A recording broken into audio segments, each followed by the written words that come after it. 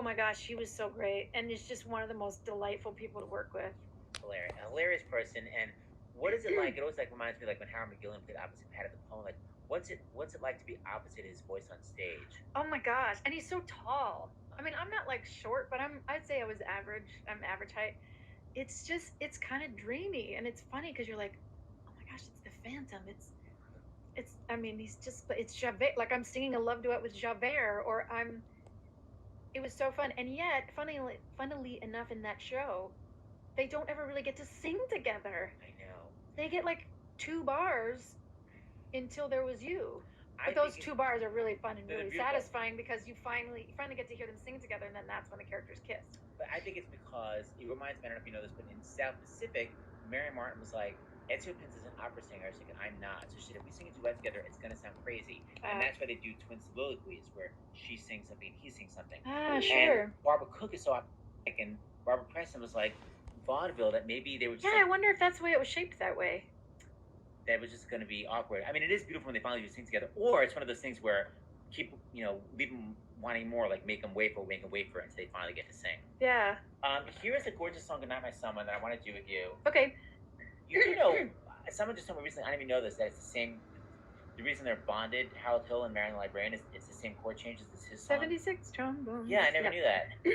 Well, you hear it in his reprise In Act 2, after yes. Till There Was You. She leaves. She's like, I gotta go get ready. I gotta go, put on my other hat or something, or my new cummerbund. And then he realizes he's in love, and he hears 76 trombones, and then you hear the 2 melodies come together, and he sings Goodnight, My Someone as well. I'm so stupid. I was just like, oh, he's just singing "Goodnight, My Someone." I didn't know he was singing because the chords were the same. And I saw the show, I'm like, it literally wasn't until 6 months ago. I was like, oh. I didn't know that until I did the show, until someone explained it to me. I've never played Marion yet. That's why. Here we go. This is Amaryllis Crosshand. Am I correct? Oh yeah, please do it. Please do it correctly, or I'll correct you from the virtual ether, the internet. It's nice and high. As we can. Watch the cross, people. Watch the cross. Here it comes.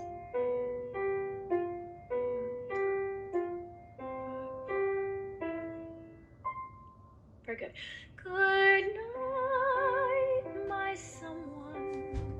Good night, my love. Sleep tight, my someone. Sleep tight, my love. Our star is shining its brightest light for good night, my love, for good night. Sweet dreams.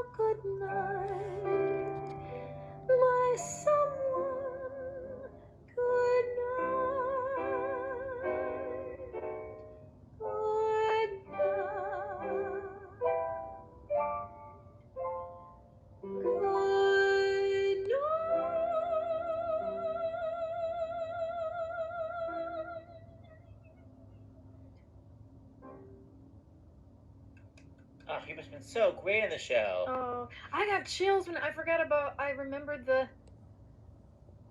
after the sleep tight, my someone sleep tight when the strings come in. Yes. Oh, That's my favorite part too. I'm so I glad just you totally remembered it. felt it. I tell when you come in with that bass line, my arms like all tingly. Because it's Oh, so. it's so good. It just Sleep comes. tight. Oh my it's so God. good. That's such a beautiful moment. So interesting, I remember when I did the playing our song, the one I did at Seth Foster. Uh-huh. My friend was in the audience and he was like, "It's like you sounded great. Is there only one moment did your voice sound bad?" And it was literally a song that was all piano, and halfway through the strings came in. It's because I literally started crying on stage. It was so beautiful. I was like, "That's why I sounded bad," because I was like, "Oh my God, it's so beautiful." Yeah. Oh my God, I love a delicious string section. I know. There's nothing like it. No, Nothing and like it. unfortunately, there's nothing like it on Broadway these days either. Literally nothing. It's literally a synthesizer.